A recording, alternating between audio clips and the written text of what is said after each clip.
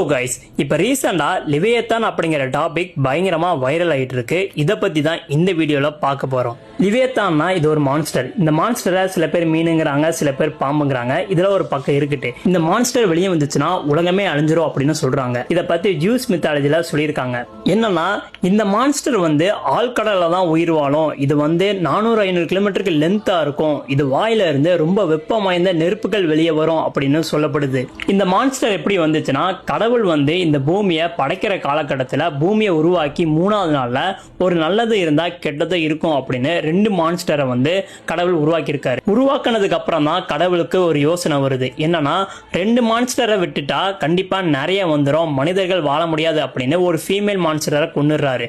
இன்னொரு மான்ஸ்டரை டீப் சீல தூங்க வச்சுட்டு கடவுள் போயிடுறாரு. இந்த மான்ஸ்டர் எப்ப வெளியே வரும்னா, மனிதர்கள் அவன் நல்லா இருக்க கூடாது, இவன் வாழவே கூடாது அப்படின்னு மனிதர்கள் மோசமான நிலைமைக்கு போகும்போது இந்த மான்ஸ்டர் கெட்டவங்களை அழிச்சிரும்.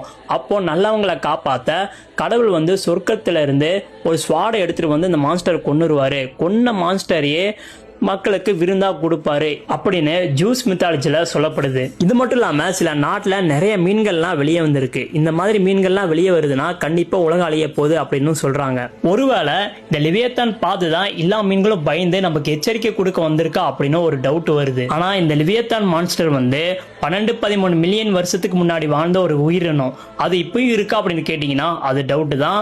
ஒருவேளை இந்த மான்ஸ்டர் வெளியே வந்துச்சுன்னா இதை எதிர்க்க எந்த வெப்பனை கொண்டு வரலாம் அப்படிங்கிறத கமெண்ட்ல சொல்லுங்க. இந்த வீடியோ பிடிச்சா லைக் பண்ணுங்க, ஷேர் பண்ணுங்க, மறக்காம சப்ஸ்கிரைப் பண்ணுங்க. இந்த காட்டில தாசு தாண்டி அவன் வெளியே வந்துருவானா ப்ரோ?